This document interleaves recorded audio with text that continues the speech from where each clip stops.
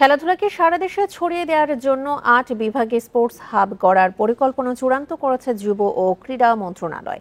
সংযুক্ত আরব আমিরাতের আর্থিক সহায়তায় হবে প্রকল্প বাস্তবায়ন, জানিয়েছেন ক্রীড়া উপদেষ্টা আসিফ মাহমুদ সজীব ভুঁইয়া।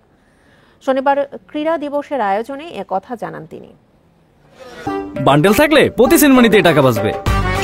বিকাশ সেনমানি বান্ডেল কিনে জিতুন প্রতি লেনদেনে। ভোরের আলো ফুটতেই ওসমানী স্মৃতি মিলনায়তনের সামনে দেশীয় ও আন্তর্জাতিক সংস্থা ফেডারেশন ক্রীড়া সংগঠকদের মিলন মেলা। ঈদের আমেজ শেষ হতেই জাতীয় ক্রীড়া দিবসে রঙিন আয়োজন। ঘোড়ার গাড়ি ও ব্যান্ড পার্টি নিয়ে র্যালিতে যোগ দেন তারা। আয়োজনের উদ্বোধন করেন ক্রীড়া উপদেষ্টা আসিফ মাহমুদ সজীব ভুঁইয়া। এমন দিনে ক্রীড়াবিদদের দারুণ এক সুখবর দিয়েছেন তিনি। আধুনিক স্পোর্টস ভিলেজের অপেক্ষা দূর হতে যাচ্ছে বাংলাদেশের। আমাদের মাননীয় প্রধান উপদেষ্টা ডক্টর মোহাম্মদ ইউনূস স্যারকেও জানিয়েছে বিষয়টা।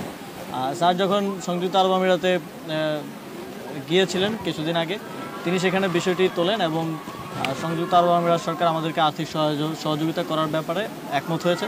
৮টি বিভাগে ৮টি স্পোর্টস হাব করার ব্যাপারে সিদ্ধান্ত হয়েছে। এখন মন্ত্রণালয় কাজ করছে। আশা করি যে আগামী অর্থ বছরেই আমরা কাজ শুরু করে দিতে পারবো। এদিকে 10 জুন এশিয়ান কাপ বাছাইয়ে বাংলাদেশের হোম ম্যাচ সিঙ্গাপুরের বিপক্ষে।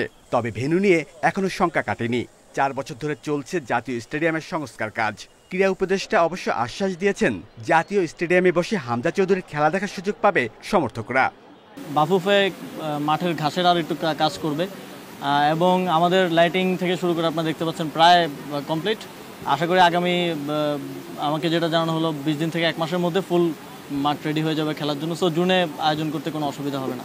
শুধু ঢাকাতেই নয়, ক্রীড়া দিবসে প্রত্যেক বিভাগ, জেলা ও উপজেলায় নানা আয়োজনে দিনটি উদযাপন করে ক্রীড়া সংস্থা। Shamim Ahmed, independent news, Dhaka.